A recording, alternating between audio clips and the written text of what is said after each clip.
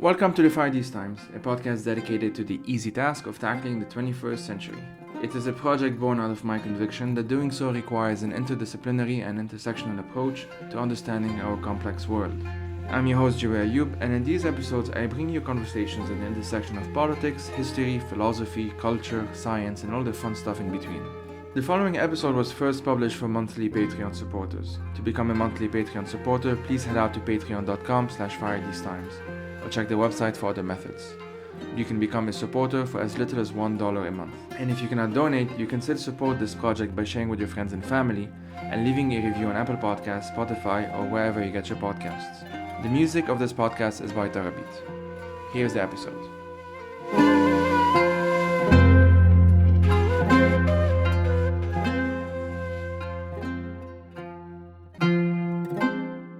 Hey everyone, so this is a conversation with Naji Bakhti. He's the author of the novel Between Beirut and the Moon, which was published in 2020 by Influx Press. He's also the project manager at SKY, Center for Media and Cultural Freedom at the Samir Asir Foundation.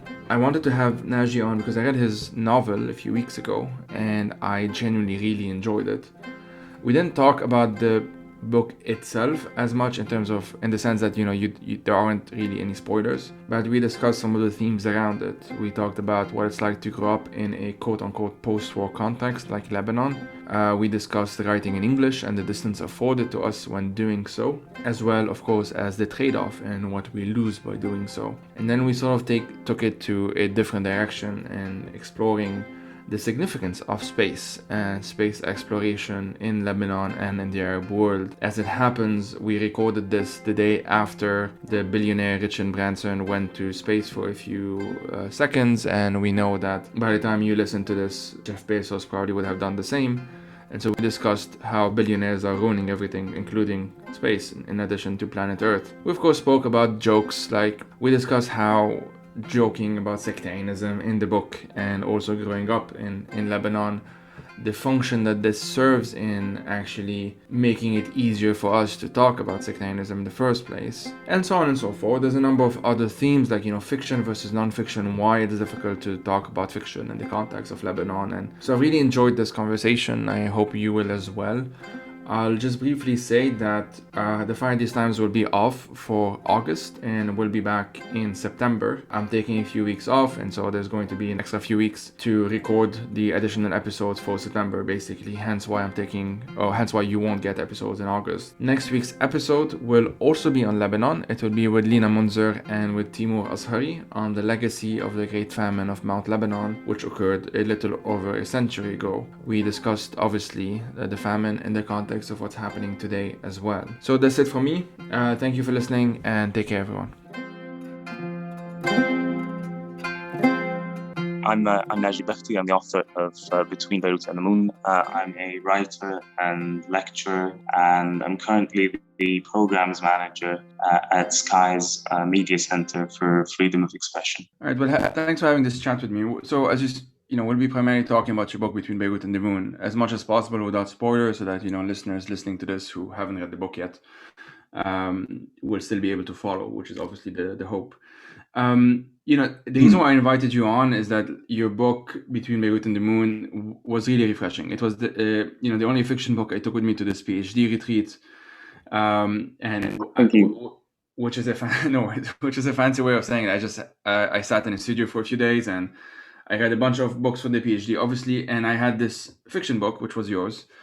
And the only criteria was that it had to be on Lebanon. And I picked yours because I felt, okay, well, this seemed to be different enough from many of the other, novels set in Lebanon, written by Lebanese or others set in Lebanon, to kind of, serve its purpose, let's say. And that very much ended up what happened. I really, really enjoyed it because it was very refreshing.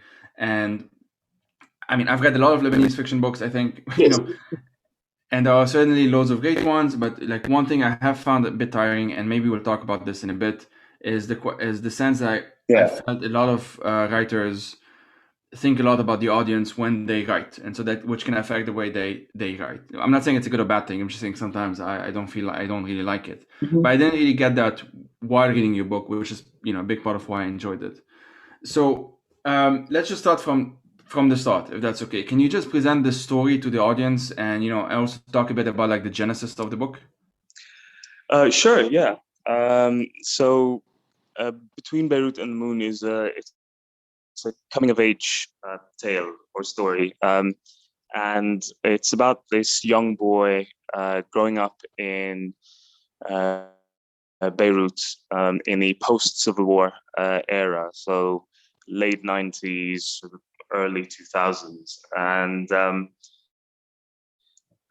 it's about this process of yes, growing and changing and developing and um, learning more about yourself and others and the world around them, navigating this sometimes dangerous and sometimes overwhelming um, and turbulent space, which is Beirut, with all its sort of sectarian divides and quirks and um, yeah, challenges, as you can see now with. I mean, it's in some ways it hasn't really changed very much, except perhaps slightly for the worse. Yeah, indeed. I mean, I had Elie Dagger on a few weeks ago. He's the director of Waves 98, for those who don't know, a Lebanese short film. And one of the ghosts, or the ghost that is in that short film, is kind of like the ghost of the future. And the main character, Omar, kept on repeating, like, I don't want to end up like them. I don't want to end up like them. And there was this sense, without giving too much away, that maybe he is ending up like them, or maybe not. We don't actually know in the movie. And it's it's part of why I actually sometimes find it difficult to read books, fiction books even, that are set in Lebanon, because I can feel like the reality of Lebanon is just too real, if that makes sense. Yeah, I no, want, yeah, sorry, no, go ahead. yeah, I agree. I mean, I think that's partly why. I suppose. I mean, in my case, it's certainly true. That's partly why there are many Lebanese Anglophone writers and writers of the diaspora, because in a way that sort of space, that distance between Beirut and not the moon, but between Beirut and Europe, or Beirut and North America, or Beirut and wherever they are in the world, and that perhaps allows them room for some reflection, which can sometimes be very difficult to do, especially in a city like Beirut, where you don't really get a moment's rest to just contemplate and think back over and reflect on the events of that day or that month or that year. Yeah, for sure. I mean, there's an interview I remember. It really struck me. I watched it like a very long time ago with Ghassan Twaini, a Lebanese journalist, and they were speaking in French. Although they both of them are Lebanese, and obviously both of them are fluent in Arabic, and they write in Arabic and so on. And the interviewer asked him, like, why are we speaking in French and not in Arabic? And Ghassan Twaini basically told him, like, for me, Arabic is the language of politics, and I wanted to talk about something else right now. And it kind of stuck with me, throughout the years.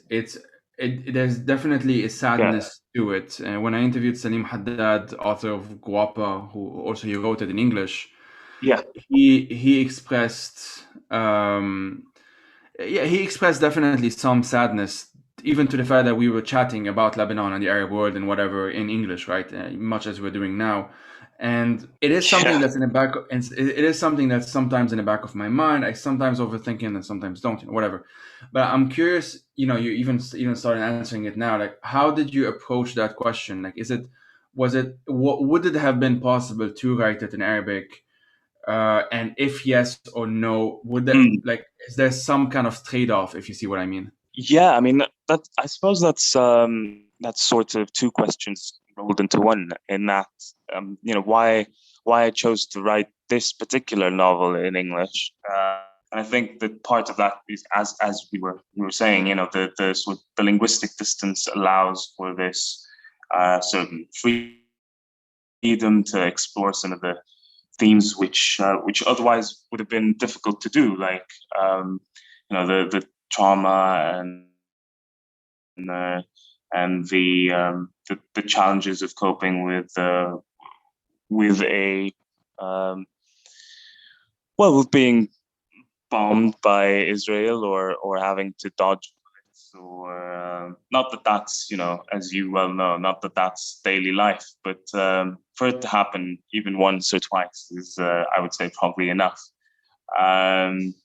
And so I think that writing in English allowed me to have that linguistic distance, and that reflection, and certainly the humor that would, I think, have been difficult for me to write in Arabic.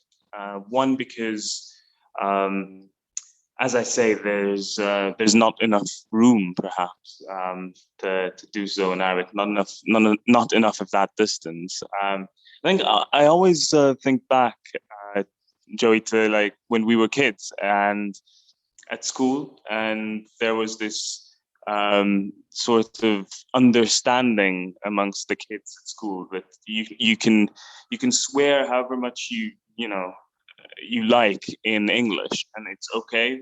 But if you start doing it in Arabic, there's a problem there, and Right, yeah, people will yeah. start getting upset and offended. Yeah, and I think we were discussing this, my friends and I, at one point, and one of my friends said, well, but it's because God doesn't understand English, and that's why it's okay to swear in English. And I think that what he meant by God would have been his self-awareness, his self-conscious, whatever that is. And yeah, it almost seems like in English you can take on this different persona, and it just allows you to mold that language. It wasn't yours to begin with, at least in my case, it wasn't mine to begin with, and I was sort of allowed to mold and shape it. Whereas with Arabic, it seems like it doesn't, for me anyway, it doesn't bend. It's a difficult language to shape, and I suppose there's this idea growing up. I don't know if it was the same for you, Joey, but this idea of at a young age just being exposed to the majesty of the Arab writers, the writers in Arabic, and especially the great poets of the Jahiliyyah and the Golden Age and so on, and just measuring up to them. It just seemed so intimidating. I think there was I can't remember who now, but I remember reading this in an article, and one Lebanese writer whose name just escapes me mentioned this fact as well, and I thought this definitely rings a bell.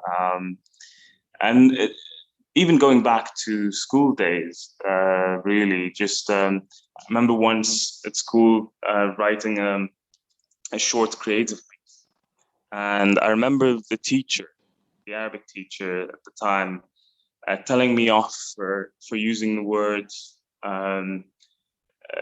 telephone instead of hatif. Right. And yeah, and my point was, who says hatif? No one says hatif. Why would I? But yeah, it just it's one of those things, isn't it? Even something like hayya, instead of yalla, perhaps, or anything like that would Yeah, for sure. certainly, I think it was sort of, you always felt like you weren't allowed to go too far with the language, and you had to step back and observe the limits, and I think that certainly places constraints upon sort of creativity of a writer in the modern day and age. But of course, that's probably because I'm not very good. The answer is, I'm probably not a very good writer now. That's probably why. I don't write in Arabic. It's the simple answer, because other better writers in Arabic will have found their way, around this. But it's certainly a challenge, I think, that everyone's familiar with. No, for sure. I mean, of course, many have written in Arabic and speak and have of course. But I do. I identify with what you said because I also went to school in Lebanon. Grew up there and everything. And my two native languages are Arabic and French, and because of that, in some ways, like despite that, I don't know, but because of that, I ended up being actually more comfortable in English. By more comfortable, I don't necessarily mean more fluent or whatever, but it's literally a comfort. Like there was a sense of I wasn't asking anyone for permission. I could kind of do whatever I want with that language because, as you said, it wasn't mine anyway. It didn't matter if I had an accent. It didn't matter if I pronounced it this word or that word, or if I was using a word that's less fancy than another word. There wasn't any kind of rule book essentially because it's just this third language that just due to the internet, especially growing up as a millennial, essentially it became the language that I used to discover the world, essentially music and finding things on Wikipedia or what have you, that kind of thing. And I have, absolutely. I think the way. Go ahead. Because it was this third language and it wasn't associated with identity with a capital I in English. There's no capitals in Arabic. And there wasn't I wasn't, how do you say this? By speaking English, by writing in English especially, I wasn't taking a political stance almost. Like I didn't have to emphasize my Arabness, or I didn't have to take a stance towards my Arabness or towards the pan-Arab, politics, or towards Lebanon or towards Lebanon's history.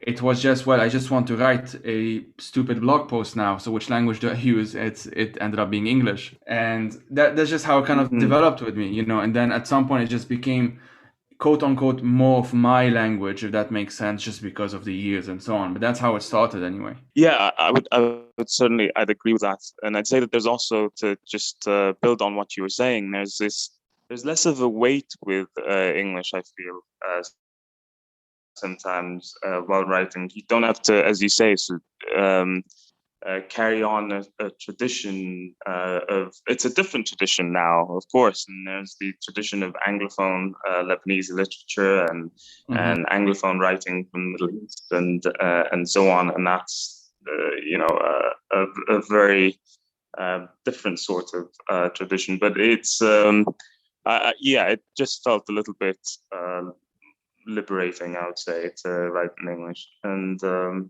and I was a bit wondering, like, okay, you mentioned the plot of the book and so on. What are some of the inspirations for this book? Like, when did you decide that, okay, I'm going to have a character, name him Adam, and he wants to go to the moon? Like, how did that happen? So that happened when I left. It was the first time I'd left Beirut to go to the UK, and this was 2011, and it was the first time I'd lived entirely on my own, and so I suppose I was sitting down to write this assignment, supposedly a short story initially, and the assignment was supposed to be about a city, and the city was essentially meant to be London, but I didn't know very much about London yet. And the only city I'd ever known was Beirut, and so I wrote about Beirut. But of course, there was also the feeling of, how Lebanese people are. As soon as you take them out of Lebanon, they long to go back. And I found that I was very stereotypical in that sense. It was very obvious, and so the path I ended up going down was, I suppose, a little bit of yearning to go back. I'd only been there for about 4 months at that point. So it was ridiculous to even want to go back. But yeah, it was a little bit of that emotion, and circumstance, and so I thought about all of my friends who'd left Lebanon as well, and how going back wouldn't be going back; it would be different because no one was there anymore, or most of my friends were not there anymore. And the idea was that this was about writing from Beirut to the world, and writing back to Beirut as well. And so yes, that's how it came about. It's sometimes been the novel's been described as being a love letter to Beirut in some ways, but I'd say that I wouldn't say that. I think it's more of a atab letter. I mean, if you understand what I'm trying to say, it's so how would you translate atab, Joey? I'm not entirely sure. Oh God, you A put me on the sort spot of now. gentle admonishment. Yeah, Yeah, it's a gentle admonishment. Something. Was that? Sorry, I didn't mean to do it. Yeah, something like that. I'm sure there's a better word for it in English as well, but yeah, and I think it's that idea of wanting to go back, but knowing that it was the country and the city that forced you out to begin with, and the fact that it never really provided the conditions for you to live a comfortable life, or the life that you might have wanted to live, or with the people you want to live it with. And yeah, so that's how that came about. It's a long, windy answer. Jeez, No, I sorry. mean, yeah, I identify with this a lot. I mean, I now say it like semi-jokingly, but it effectively took a global pandemic for me to understand that I need a break from Lebanon for a bit. Like that's how it Yeah. I kind of I did my studies also in London in 2015. Mentioned this a number of times. I Mhm. won't talk about it too much, but for like 4 or 5, basically until like early last year, I would go back very, very frequently, like 2, 3, 4 times a year. Right. And now, I mean, now I'm speaking to you. It's been a year and a half since I've been back. I mean, January 2020 was the last time, and I remember Mhm. January 2021 being the first time I had spent more than 1 year outside of Lebanon, and that was like the year basically. And it's Mhm. it's it's a complicated it's a very complicated thing to say the least. But I suppose like one thing that I really really enjoyed about this book, a bit similar to what I enjoyed about Guapa for that matter, just to kind of bring back to another episode I did Mhm. with Salim Haddad, which is that it felt both Yeah. like local and global at the same time, if you see what I mean. And there was just the sense Mhm. that of course someone who grew up in Lebanon will probably identify with the character more than someone who didn't, I suppose. But that might even change, like depending on of when they grew up in Lebanon. Like this is very much, you said, like late Mhm. 90s, early 2000. That's very much the references, the some of the stuff that were happening in the background essentially happened in the background of my own life at around basically the same age as the main character. And Right. there was but with or without that, so even listeners who are did not grow up in the same context or whatever, I still think that they will find something, because it's a coming of age story. There is always more of a universalist, if you see what I mean, element to it as well. Mhm. Mhm. Yeah. Yeah. I think so. Absolutely. I mean, that's the idea. It's that this kid is the protagonist is like like any other child or young boy in this case. around the world dreams of becoming an astronaut, wants to meet girls, wants to learn more about alcohol and try that, and wants to go to the beach and wants to dream of better things. And I think that should, that's a universal desire. But in this case, there's also the instability in the background, and occasionally that interferes. And it's not about the war, but the war is, or it's not about the conflict, but they do seem to find a way into every single detail. I feel like almost as if at times it's a nuisance until you realize that it's not a nuisance. It's existential. It's serious. It's troubling. Yeah, I mean, there's a lot there, and I was I was very happy to read a book that included both like my city and space, if that makes sense.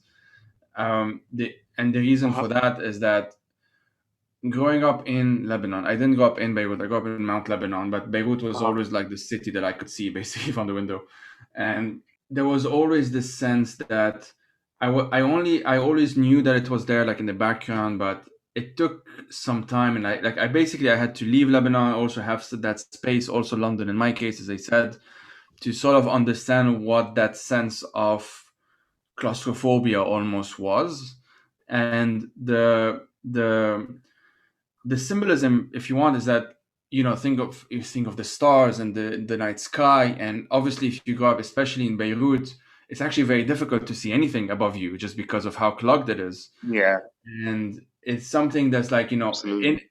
in Waves 98, actually, just to go back to that short film, it's not the night sky, it's actually the sea, and the sea becomes this great escape essentially, because also growing up in uh, most parts of Beirut, even Mount Lebanon, you don't really see much of the sea. Mm-hmm. So there was that sense of like an escapism, and escapism tends to have this negative connotation, but very much not in the way I'm talking about it.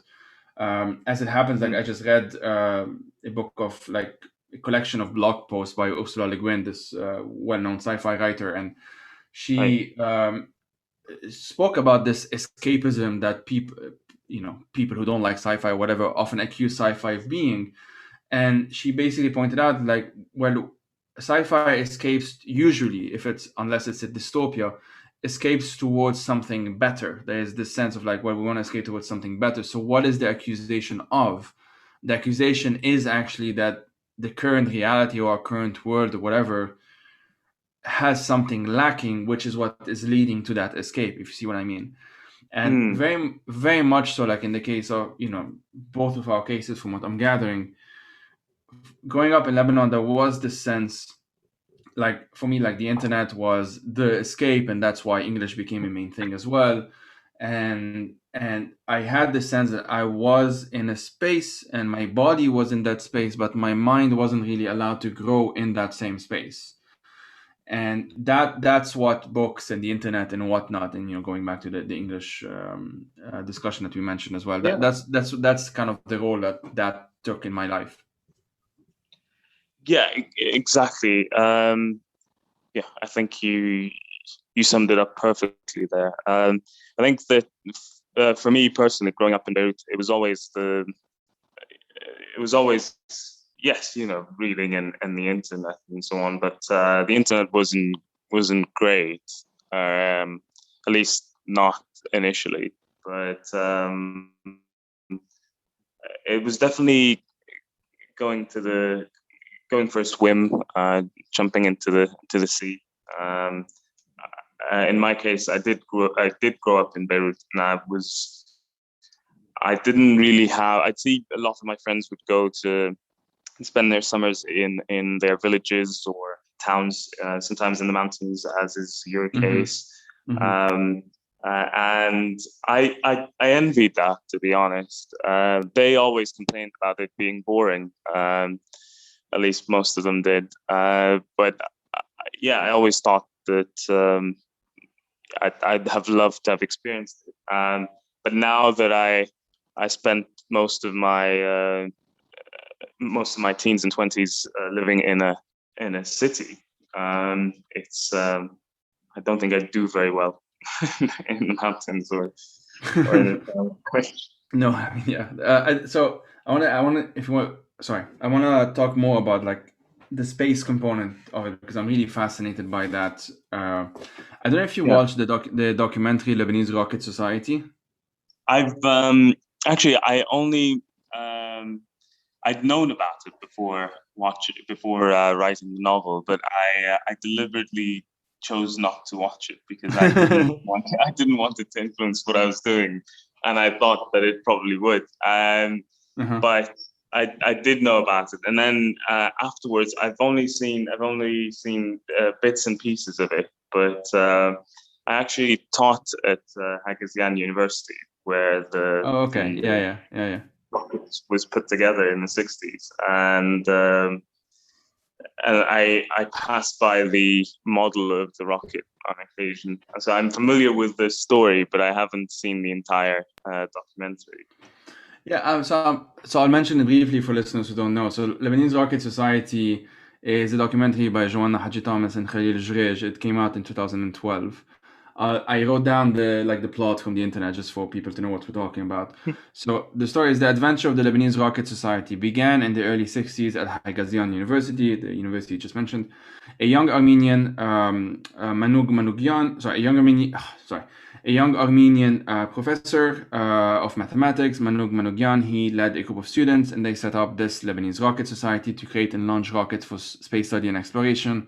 And they ended up being the first, they produced the first rocket of the region, end quote. The story is very much for me, and there is even a section of that documentary that's more actually fiction, like it's animated. I believe Ghassan Halwani animated that one, but I might be wrong. And it's very much like the animation is actually like what could Lebanon have been like had the Rocket Society allowed to continue. It was prevented. It was banned from continuing essentially by the government and the military, I believe, due to like regional tension and the Americans and the Israelis not wanting something along those lines. But I could be wrong on that. But it's probably something along those lines. And it's when I learned about it when it came out. I learned about it with the movie and so on. I had never heard about the Rocket Society beforehand, but I think it's fair to say that this was my first exposure to even the potential, to even the idea that Lebanon could be anything different than the Lebanon that I grew up with, essentially. And that allowed a lot of things. Like I can credit this movie and maybe a few others before and after, not just movies but books and so on, to sort of opening up my mind, to just allowing me to even to allow myself, if that makes sense, to picture different presents and also different futures of Lebanon, if that makes sense. Yeah, I mean that was a time when there were possibilities, and I suppose the metaphor of space is about pretty much that. The idea that, as you mentioned, escapism and so on, and the idea of dreaming of possibilities, of hope, of having an idea of the future that perhaps it didn't really come to pass, but there was a period of time when certainly Beirut could have been more than it unfortunately is today. Mm-hmm. I think that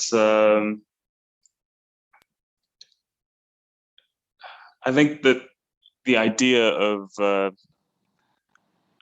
of wanting to go to the moon, the idea of leaving Beirut to go to the moon is because of the context of Lebanon, because of where we live and where we are, where we grew up. There's always the notion of, this is about wanting to just leave home, isn't it? Or wanting to be in a different place. But the moon isn't. I don't think that the moon or space or rockets or so on. I don't think that that's just about leaving the space that you're in or leaving Beirut. I think it's also about, as you say, aspiring to reach a better world, a better society. I think it's not just about leaving; it's about becoming as well. Yeah, I mean, I can cite you the beginning of Star Trek if you want. Space, the final frontier, essentially. You know, so I think a lot about space and its meaning and whatever. I'll probably do some episodes specifically on that at some point, but I do find it very interesting how, I mean, just by coincidence, we're recording this on like July 12th, which is a Monday. Yesterday, the British billionaire Richard Branson went to space for like a few seconds. So it just so happened that, this is also topical. It's in the news. Many people don't know that. So if it's okay, I'll briefly mention like some context of Arab astronauts. I'll mention the first two because I think it's very, very symbolic. So the first Arab astronaut was Sultan bin Salman Masoud. He's the second son of the current king of Saudi Arabia. And the second Arab astronaut was Muhammad Faris, who is Syrian, and who in recent years became a refugee fleeing the regime. And I think he's in Turkey, but I'm not sure. And so the symbolism here, I kind of thought about this because it struck me as the contrast was quite something. Like the first is a prince, royalty of an absolute monarchy. And the second is now a refugee fleeing a regime that basically acts like an absolute monarchy. And, whatever symbolism this generates, I think it kind of sends a message to people who kind of maybe think about this like I do, that this, because, okay, so let me explain this, be a bit more coherent maybe. The notion of space and, I mentioned the opening lines of Star Trek, like the final frontiers, these are the voyages of the Starship Enterprise, exploring strange new worlds and seek out new life, new civilization, basically to boldly go where no one has gone before, kind of like a progress. It's a future. It's we're always basically the future is the unknown, but it's also positive in some sense because it's the unknown, because there's room to grow. Where the story, unfortunately, for the Arab world thus far has been that a royalty gets to go to space, and not suffer the consequences later as the second one, as I mentioned. At the same time, even beyond that, one thing that I do know, from just having read a lot of books and just watched way too many documentaries on the space race and the Apollo mission and, Sputnik and whatnot, is that there was some kind of sense in the 60s, especially by many people, not by all, but by many people, that this is being done, that there was something being done for like humanity as this common entity, as us rather than just the Americans, rather the Soviets. And I know the story of like Armstrong and Buzz Aldrin going to the Soviet Union and being greeted by a lot of Soviet scientists, and there was this sense that everyone had achieved this thing, even though, quote unquote, technically only the Americans had. And that is there is a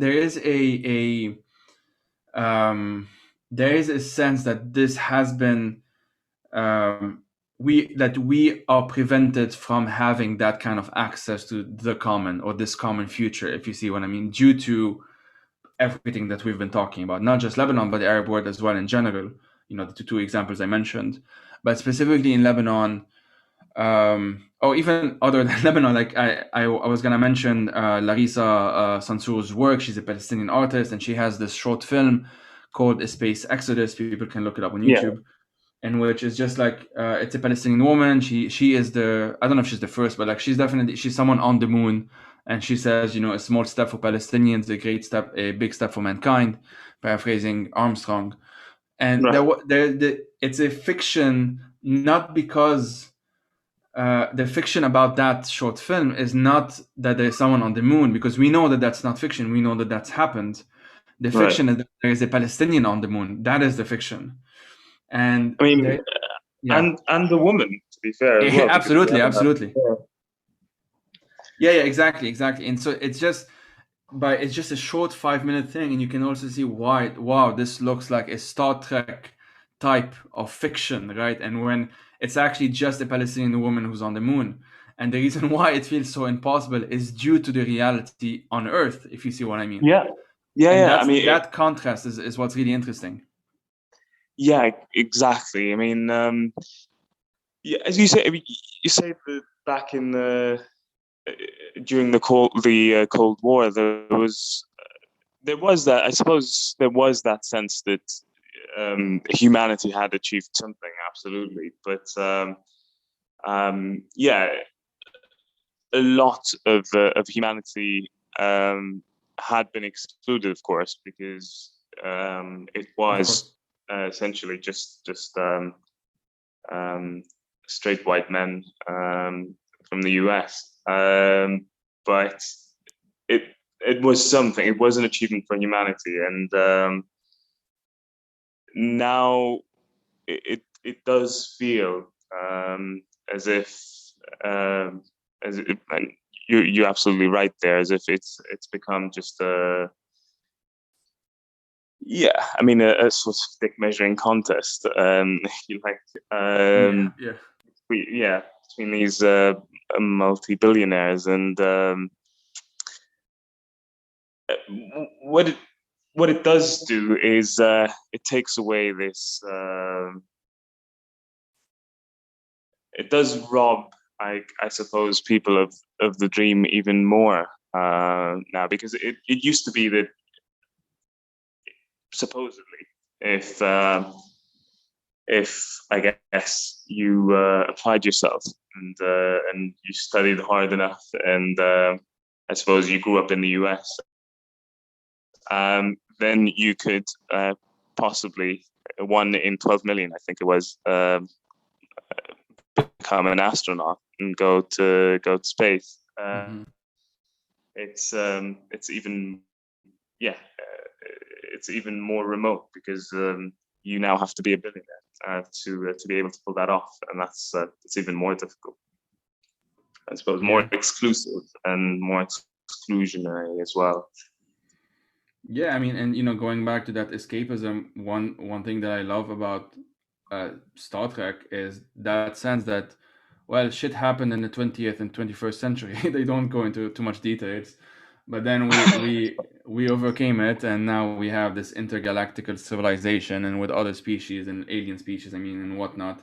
But most importantly, that there is this sense, like they say, poverty was abolished, and we no longer live to accumulate power, but in order to just satisfy curiosity and grow as human beings and whatnot. And there's just this contrast between 400 years from now, things being relatively okay. Whatever, like at least things being interesting. And the situation now being that a billionaire goes for like 20 seconds out of space, and I don't know, spends how much money, and the message that he has for the world is that, well, anyone can do that if you just dream hard enough, when his company declared bankruptcy like last year or 2 years ago, whatever. And so like there's just this, it almost feel like I reacted about to this on Twitter, and I said that I don't really know how to put it in words, but it feels that there is a bit of violence in that is kind of a, I don't know, like violence upon the imagination in some sense, like yes, you can make it, but you really can't. You can't, but we won't say it out loud, if you see what I mean.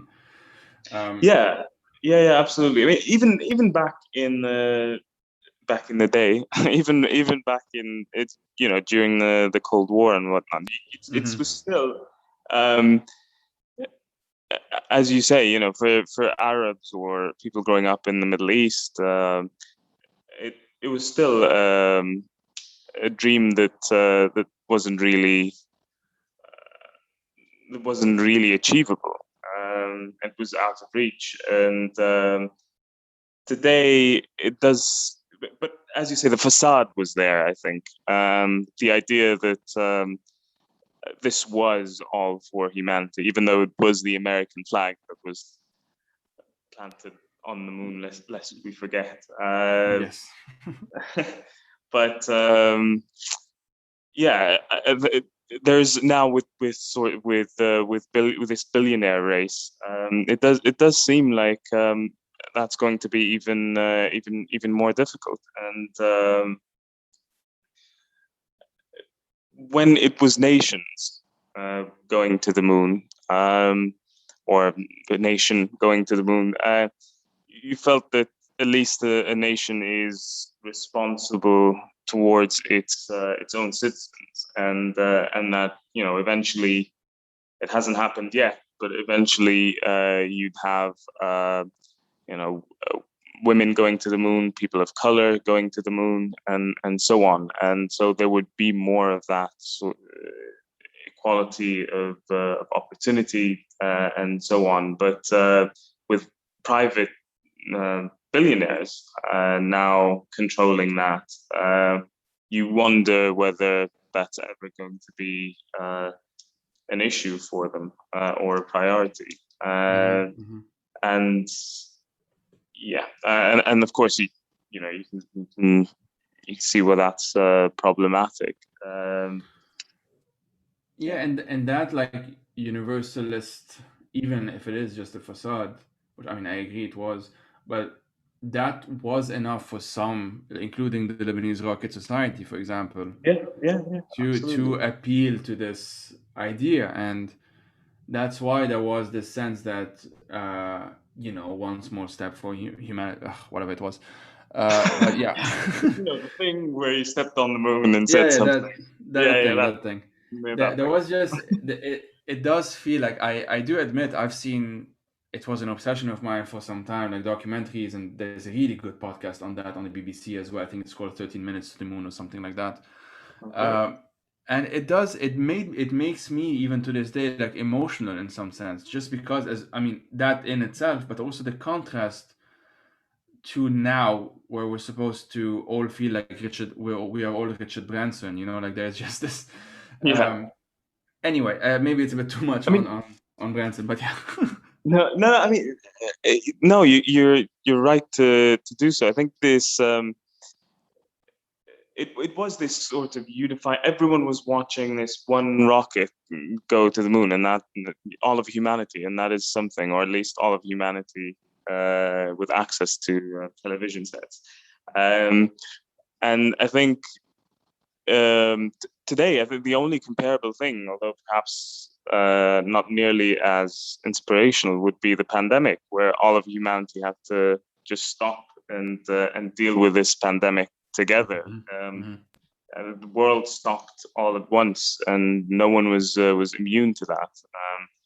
And even so, having said that, as soon as the vaccination rollout began, we began to see again that there was this difference between the should we call it the global north and the global south, and how developed nations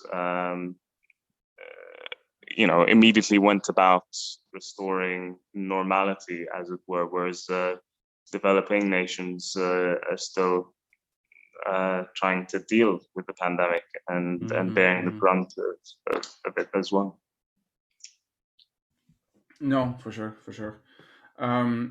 So okay, I wanted to. I'll take this conversation in a different direction, if that's okay.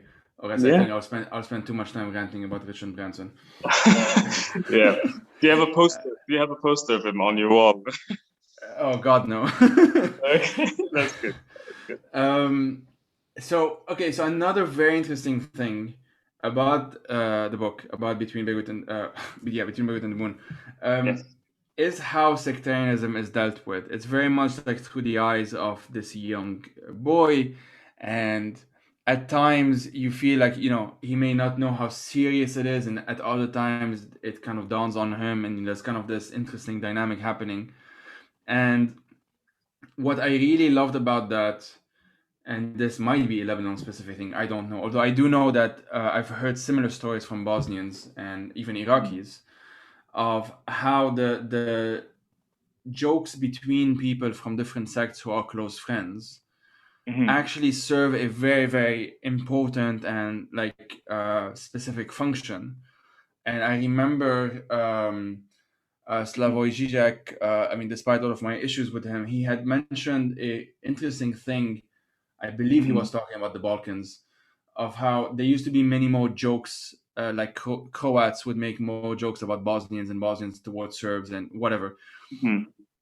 and that sort of stopped in the years, let's say, before the conflict and then the genocides. Right. And that was kind of one of the signs in some ways of that of the societal Tension. change in some ways, yeah. Yeah. And as it happens, I just read this article on the Guardian Mm-hmm. of a project called Project Cassandra. I wrote about it on my blog. I'll link it. Mm-hmm. um, that it wasn't, they didn't go through with it as in they lost their funding from the German government. It's a German thing. But what they were trying to do, what they were tasked to do, is to try and predict future conflicts by reading, essentially going through a huge amount of literature from said country. And Mm-hmm. it's very interesting because it actually does, it wasn't allowed to finish, to go through, so we will never know all of the results, but it does corroborate certain things that we already know from like sociology and whatnot, of how, for example, like prior to 2003, not that before 2003 in Iraq, I mean, things were fantastic, but one thing that did change after 2003 is a sharp reduction in inter Sunni Shia marriages, for example. Right. And we saw this as well, obviously, in Bosnia and Herzegovina. This is almost not entirely, but significantly reduced marriages between, like, Bosnian Muslims and Croats, for example, or whatever. Yeah. Yeah. And um, so there is that sense in Lebanon between friends of mine. I have a number of groups of friends. As it happens, they're kind of from a bunch of different sects, and we all have very specific jokes about the Druze in the group and the Shia in the group and the Christian in the group and the Sunni in the group. Yeah. Very much like how his friend Basil, the Druze, is just mocked by the others and stuff. And Yeah. so, can you talk a bit about that? Like, why did you want to include that component that maybe, I don't know, maybe not, I have no idea, but maybe not as accessible maybe to a non-Lebanese audience, or maybe it is, I'm not sure. Yeah. I mean, for one, I deliberately chose Ras Beirut because, in my mind at least, it's still this sort of melting pot, or at least it was when I Mm-hmm. was growing up. Mm-hmm. And I suppose the fact that AUB and LAU and Hagazian and IC and Seydi and all of these universities and schools and educational centers are situated there allows for this mix as well, and this intermingling. And I think, as you mentioned, the fact that the protagonist is a child of interfaith marriage or mixed marriage, that's obviously central to the story, and it allows him this unique or at least distinct perspective. And so he's almost he's not pulling for one side or the other. He's allowed to mock or joke about Christians and also about Muslims, and sort of he's not perceived to be belonging to one side or the other.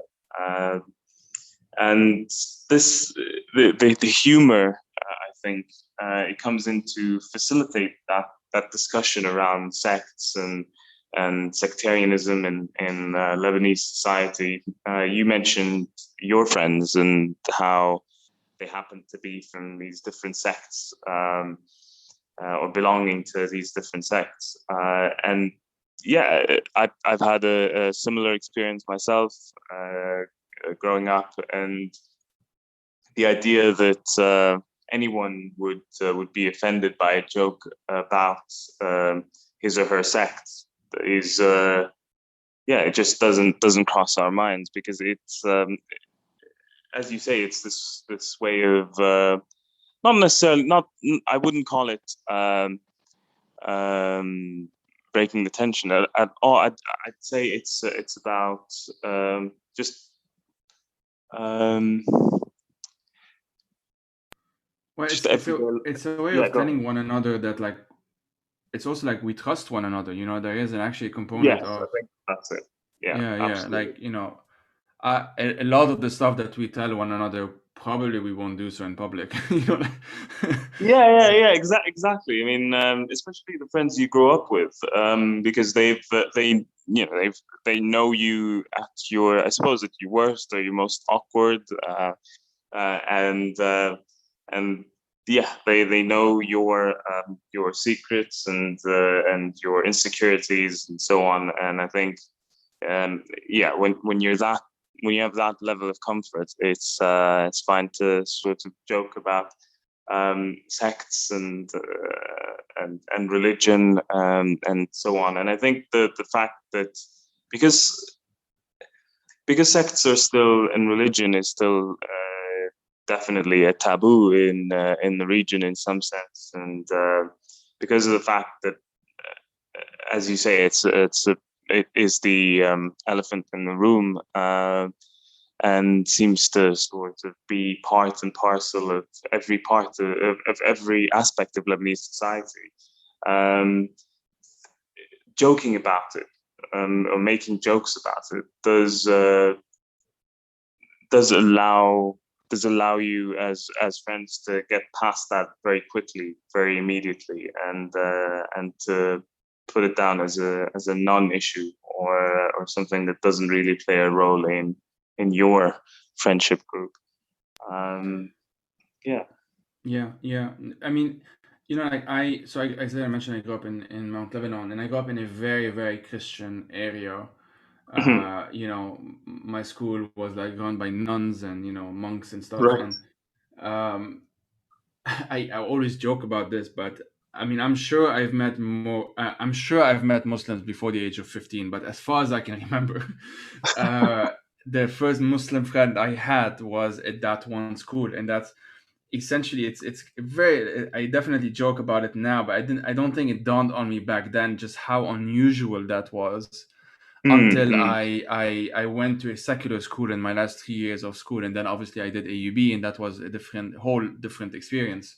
Yeah. Um, but the reason why we became friends is that the both of us were exempted from English class because we were both pretty good at English, Right. and we ended up being good friends just for that. And it just so happened that she was the only, I think, the only Muslim out of like 80 students or something like that. And there is Okay. this story that well, people listening to this will just mock me for it, but it's fine.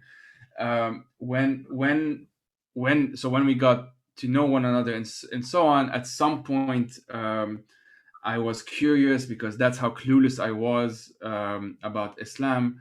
I asked her like, do you have a copy of the Quran? I would be interested in seeing it or whatever. And so she did have one, and she gave it to me, and she was teasing me.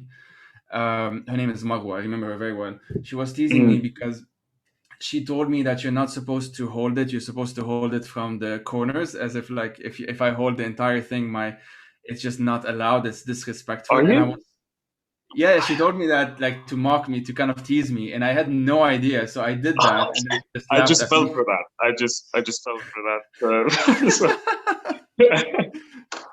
And so, I mean, you can definitely imagine, like, if I didn't, like, it's just not something that, unless you grew up with it, it's not something that you would think about. And so if someone tells you this with No. confidence, to tease me, I was like, well, I mean, oh, sorry, I didn't know. So it was a very funny situation. But then, Well that's just played. how it was. That's just how it was. And so from that to, that was like what, age 14, 15 or something. And then AUB age 18, 19, that's when, by like to, by contrast to my school, essentially, or to my early schools, that was kind of like the world opening up to me, and that's when it wasn't even how do I say this? Like I was almost like exploring other people by being friends with like a Druze and a Muslim and a Shia and a Sunni and whatever. It was because it's just this thing that, oh wow, you guys are all around me. Yeah, yeah, absolutely. Yeah, I mean, I do remember being a kid, and so I used part of this experience for while writing the novel. But I do remember these iftars as a kid, and because I never fasted, uh, I wasn't invited to most of them, so I had to. While writing the book, I had to just imagine what it would be like, mostly. But sadly, but I do remember it being a case of yeah, you don't fast, so you're not invited to this, and yeah, it was this sort of this different level of being excluded. Almost like if you were born into a Muslim father, or just happen to have a Muslim heritage, if you like, you would be expected to behave in a certain way, and not doing so would lead to you being ostracized for that. More so than if you perhaps were not born into that religion, and therefore you were not obliged to fast. Almost like there's a sort of responsibility to it, or a sort of you just had to adhere to those rules. You were choosing not to, and so therefore you have to bear the consequences. But yeah, looking back now, it does seem to me like that's the sort of thing that we should definitely be looking to weed out early on, and make sure that isn't something that children carry forward with them. Yeah, and a book like this one for me is just also one way of doing that. The what I really like, I already mentioned this a bit, but I'll expand on it. Like it was both very light and very serious whenever sectarianism was brought up. At times, it was just like a joke, and you felt like the main character was sort of like, you know, stumbling through sectarianism without knowing where to land and that kind of thing. And at other times, there are some, I'm not gonna say, of course, but there are some bad stuff that do happen, and that's when it kind of it dawns on him that there is this thing all around him that's this big deal, and it made me think a lot of because my PhD is on Lebanese cinema, so it made me think of some of the films, especially West Beirut being, I suppose, the West most Beirut, well-known yeah, one, where yeah.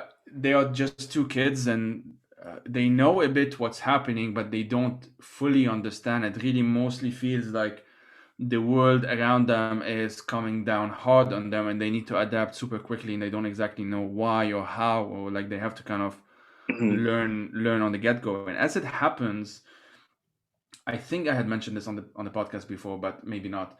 When Rafiq al-Hariri was assassinated, so Mm-hmm. on the day of the explosion on February 14th, 2005, I Yeah. was at Sanker Ain Najm, which is in Ain Najm in the mountains, Mm-hmm. and we were watching West Beirut. It was part of like a class thing, All right.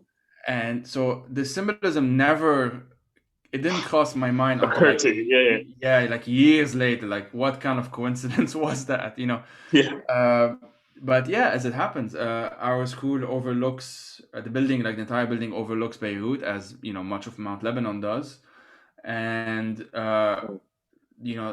of course, the shockwave reverberated, much like last year's shockwave did, obviously for people in Mount Lebanon, the explosion in Of course. Beirut.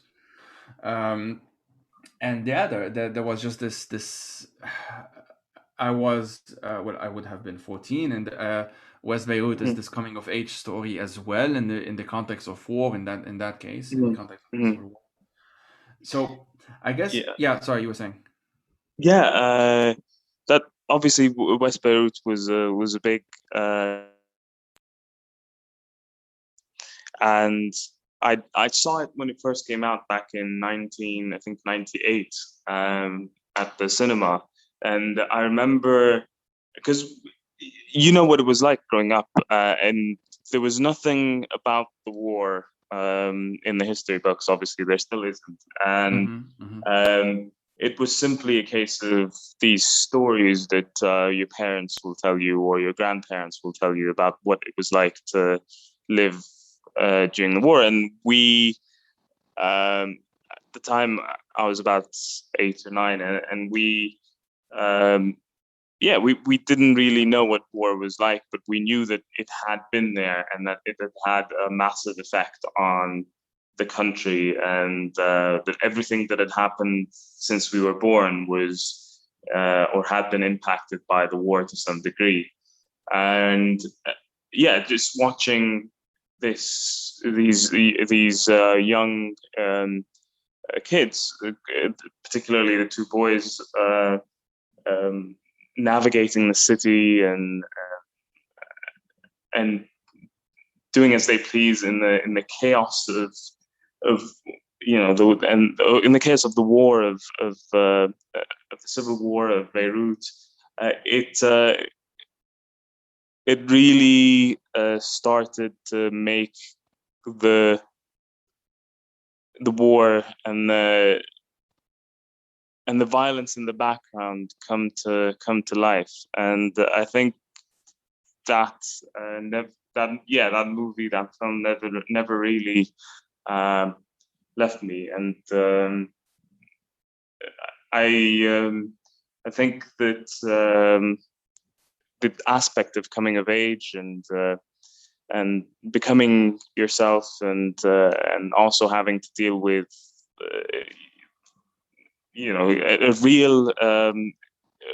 a real threat to your life and to the lives of your loved ones, is something which is something that you shouldn't have to deal with as a kid or as a teenager.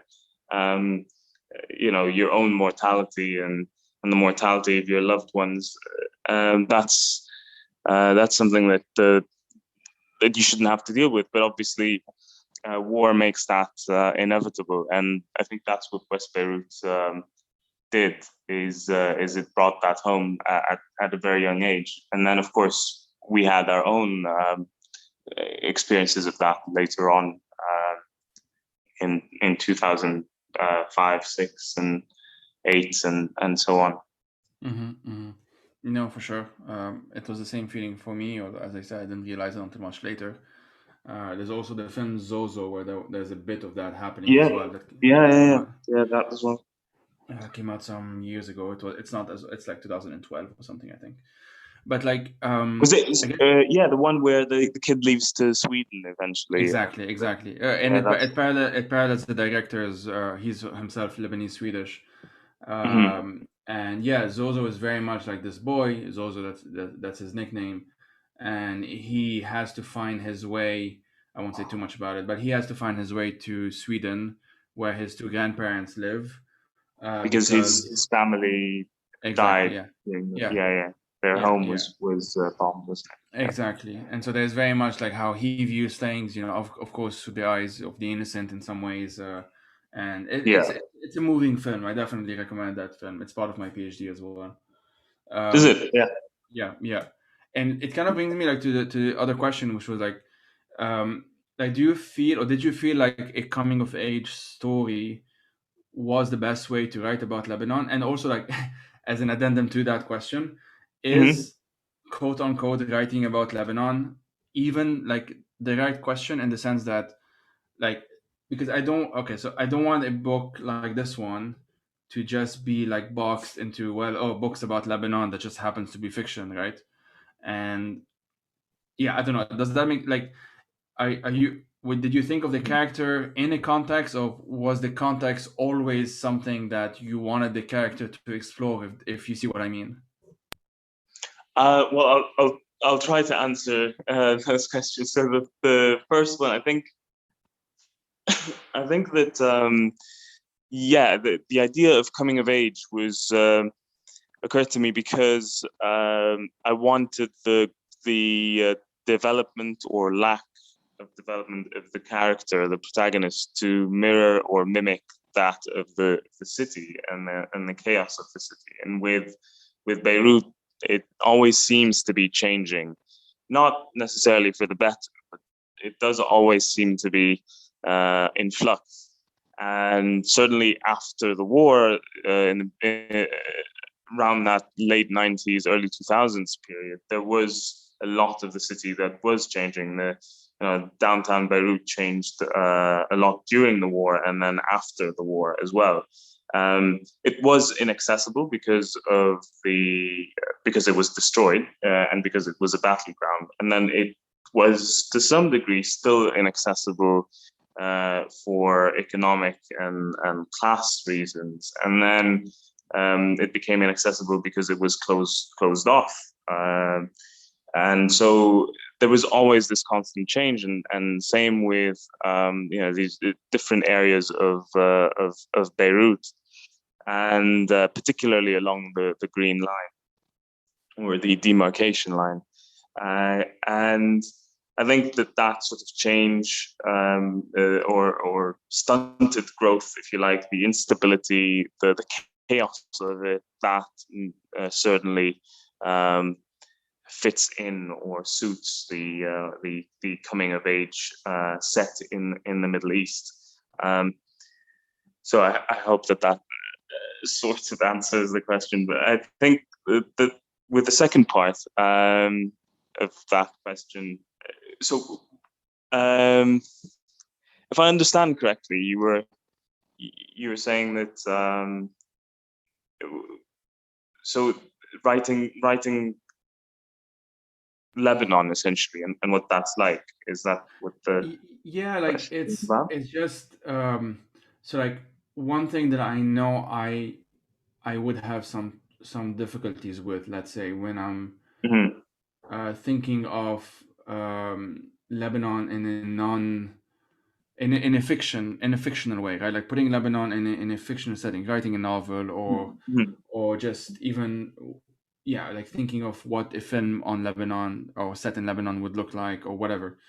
Yeah. And there's always the so there is a quote by Jean-Luc Godard in his film Notre Musique, Mm-hmm. um, which was reused by a Lebanese director. I believe it was Khalil Jourej, but I could be wrong. So basically, the quote is, he mentioned it's some context, brief context. There is Israel Palestine. There's a lot of like mentions that he interviews Mahmoud Darwish is featured in that film, and the quote is that like the Jews became the stuff of fiction, the Palestinians of documentary, and the meaning behind that, Jews here being Israel, Palestinians obviously being Palestinians, uh, Mm-hmm. the meaning behind that is sort of also why it's so difficult to have fictional films by like Right. Arabs, let's say, or Lebanese directors or Yeah. whatnot. That's why so many of Lebanese cinema is basically like, the war is in the background, or we're dealing with the aftermath of the war, or we're dealing with Yeah. Yeah. Yeah. 2006 or the aftermath 2006. So there's very much.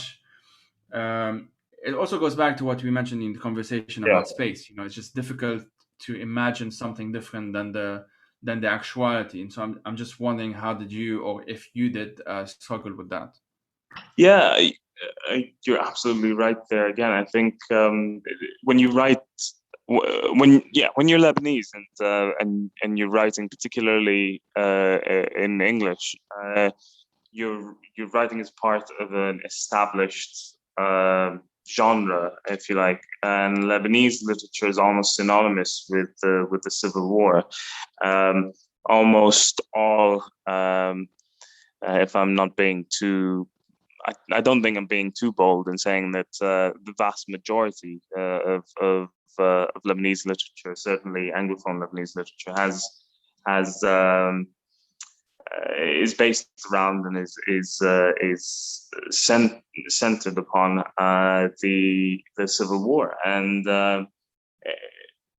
while what I tried to do was to write a novel that was about the post-war period. Certainly, by calling it post-war novel, you are writing back to the Civil War, and the Civil War certainly finds its way into the novel, be it through the character of the father, or the grandfather, or some of the teachers at school, or some of the different parties, and there's constant reference to the Civil War. I think Elias Khoury once said, the Lebanese writer Elias Khoury once said that the only space left for memory in Beirut is literature, and I think that says a lot. The idea that the fact that all of this literature, Lebanese literature, deals with the Civil War is because there has not been a genuine attempt at national reconciliation, and it's same for cinema as well. Yeah. Yeah, same for cinema. Absolutely, any art, any Lebanese art. It's the idea that these artists, these writers, these directors, they are expressing some sort of, I suppose, a cry of pain or anger or rage, or sometimes despair or sadness, loss, because in real life we haven't actually genuinely attempted national reconciliation, and we haven't moved past the Civil War. We tried to move past the Civil War by burying everything and pretending it never happened, but that's got us right back to where we started, and with the same people in charge, the same men rather in charge, and I think that the idea that Lebanese literature is focused on the Civil War is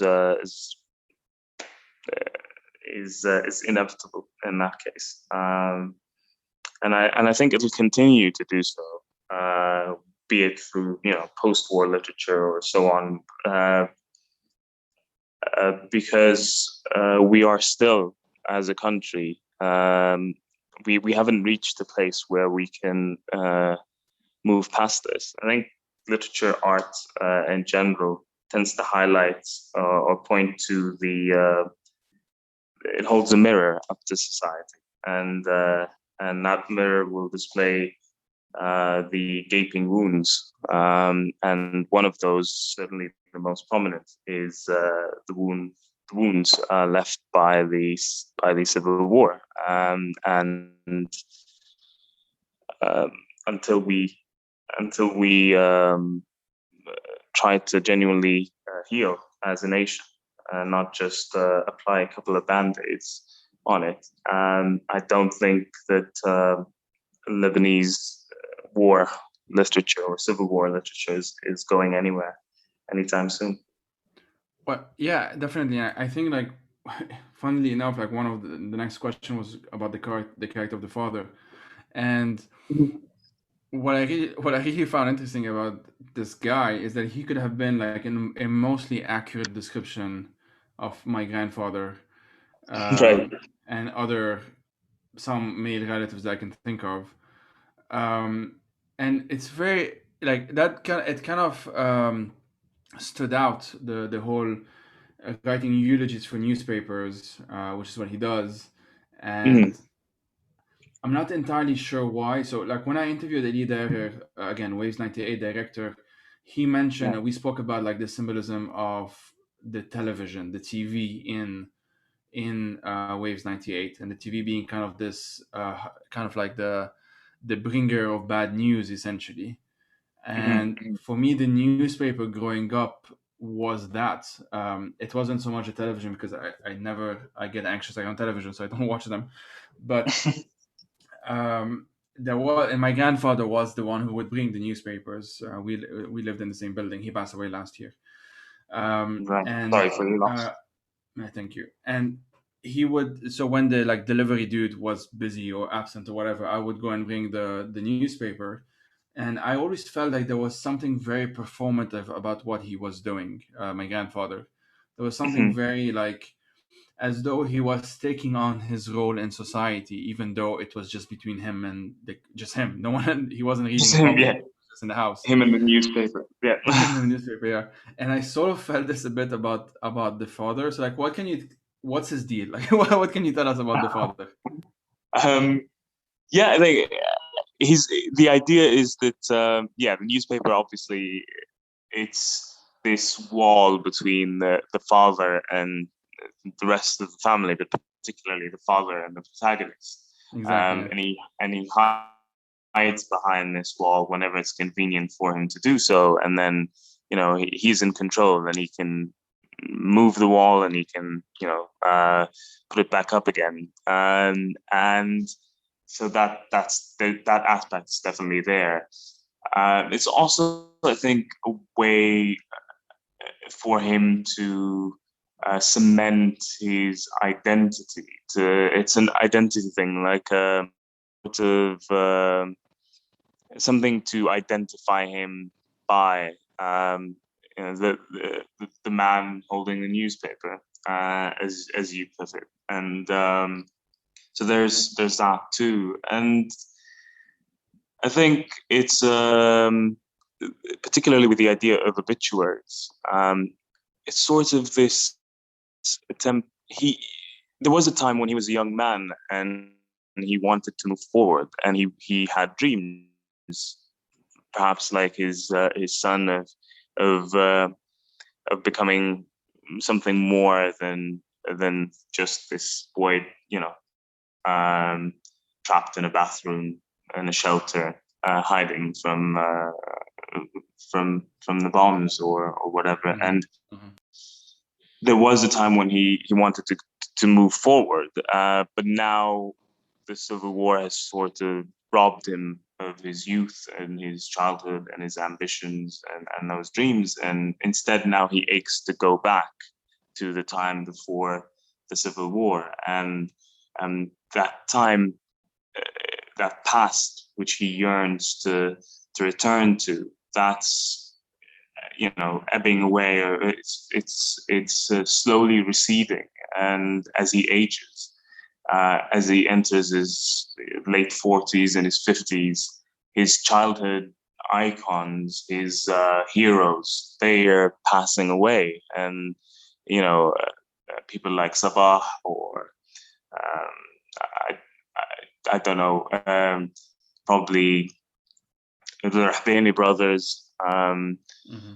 They they're going, and they're going away, and with them is that Lebanon, that old Lebanon, is receding as well, and his childhood, the father's childhood, is receding too, and so that's, I think, where the theme of the obituaries, the or the eulogies, that's what that's about.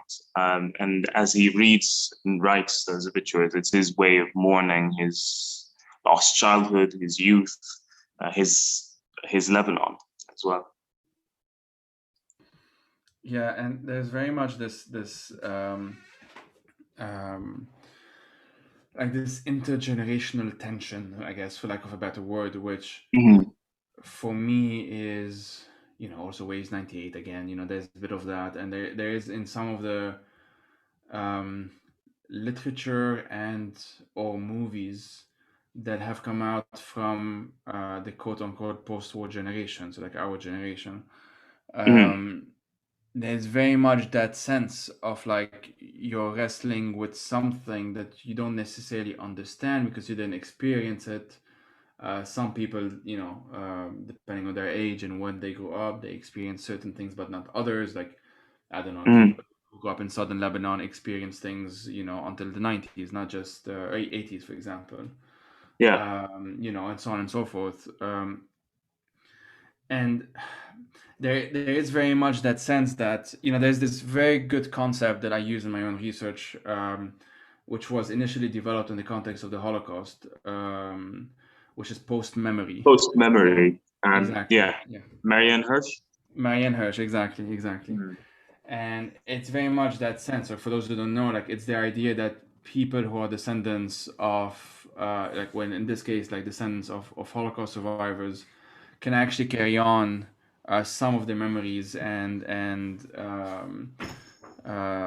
some of the memories and even traumas essentially of their parents, of their great parents, grandparents, and like aunts and uncles and whatnot.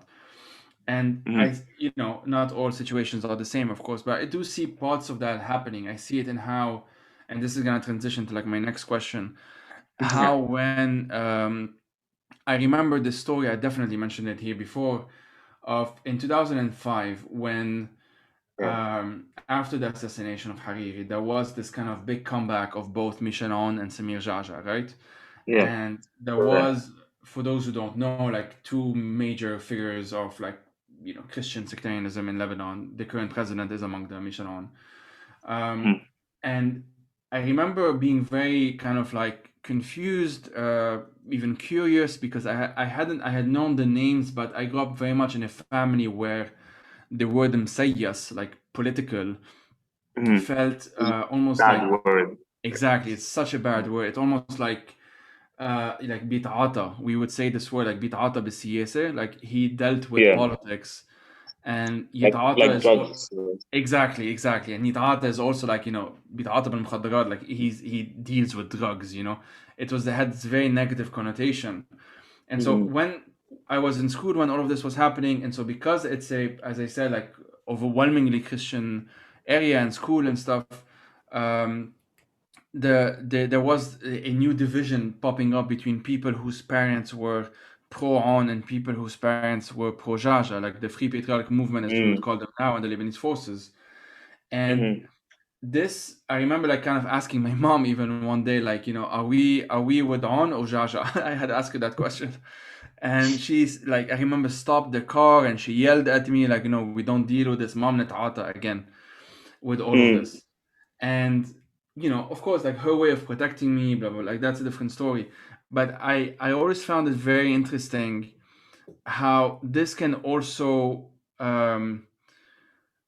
like the silences can also be inherited. Like there are some people who inherited what one scholar called like a sectarian historiography. So a certain story of the war, right? Like a certain Right. story of like their family is with Hezbollah or their family is with the Yeah. Kataib or A whatever. Like narrative. a A certain narrative that narrative, they've yeah, stuck. exactly, Yeah. which makes sense and it's internally consistent, etc., etc.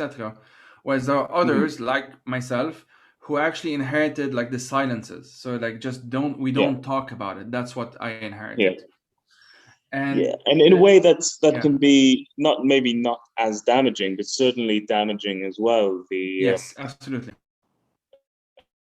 Just staying silent. I remember when I was growing up, my parents, my mother in particular, would always warn me not to speak to cab drivers about politics in particular, um, as a 10-year-old I was about to go on a rant to do with with politics or Lebanese politics or the economy or anything like that. I accepted that. I agreed to it because I didn't know the first thing about politics.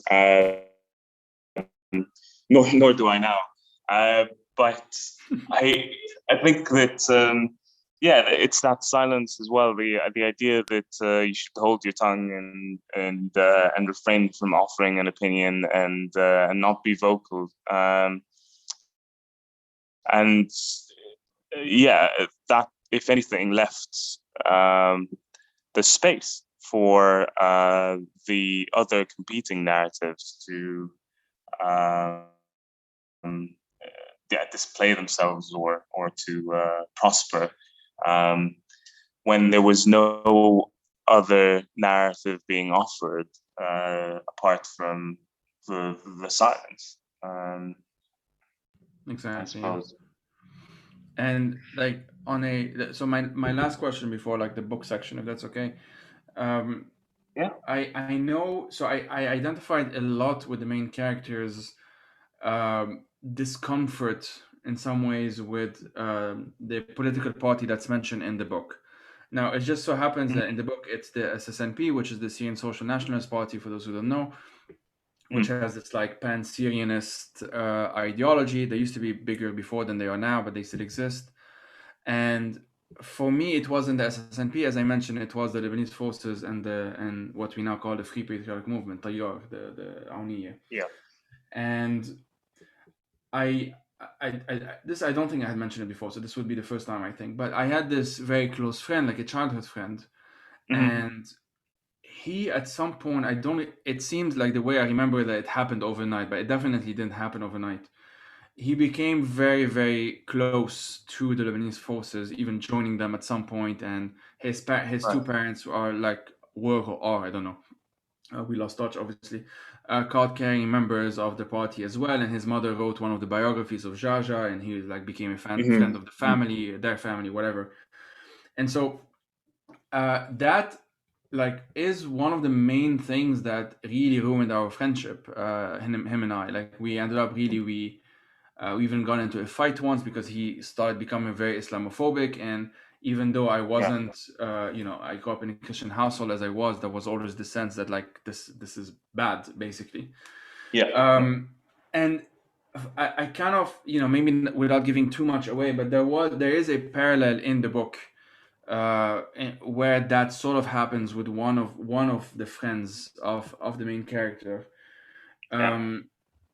And I was wondering, like, if you can talk a bit about that. Like, I don't know, did that come from like a personal experience, or like, what can you tell us about it?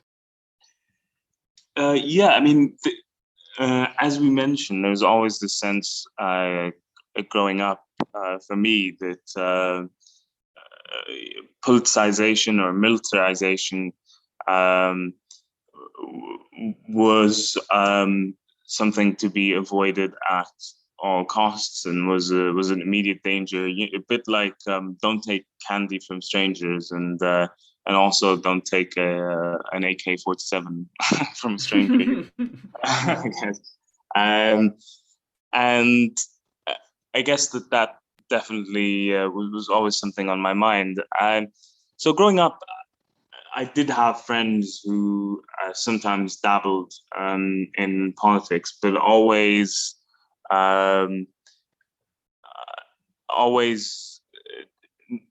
not in support of the traditional political parties. And so I suppose that was less of a sin. But yeah, I mean, the idea of militarization, I think it didn't come from a personal experience of one close friend who went the other way completely and was staunchly SSNP or anything of the sort. But it's a combination of these different stories of acquaintances or people I knew or friends of the family who'd perhaps gone down that route. Sometimes this generation, or sometimes other generations, but always with a similar story, and that is being, brainwashed at a young age to think in a particular way and to believe a certain set of principles, often xenophobic or racist or discriminatory, and to hold your sect above everything else, and to devote your entire life to making sure that your sect was somehow elevated above the rest and had a bigger share in the country and a bigger say. And so that sort of sectarian mentality, I think, definitely, and that sort of militarization definitely played a big part in my writing of the novel and while I was thinking about these characters. But yeah, it was a combination of characters. It wasn't a combination of stories. I mean, and not necessarily one specific tale. Yeah, yeah, no, that's exactly. That's very that's very very familiar. Let's put it that way. Yeah, yeah, I'm sure it is. Well, okay, Naji, this has been like a honestly fantastic chat. I was wondering if we can sort of end with me asking you, as I ask all guests, like if you can recommend 3 books to our listeners, what would they be and like why? Sure. Can I first say that I didn't want to interrupt you earlier, but yeah, I wanted to say that I I particularly enjoyed reading Guapa, Salim Haddad's Guapa, because you'd mentioned him earlier several times, and yeah, it is beautiful prose, and also Ziad Doueri and his and West Beirut is one of my favorite movies of all time. So it's just fair to I just wanted to get that in and be a bit of a fanboy about this. Um, but if I were to recommend 3 books, I'd say well, Ravi Haj's De Niro's Game. I don't know if you've read that one. Not yet, but I have it. Yeah.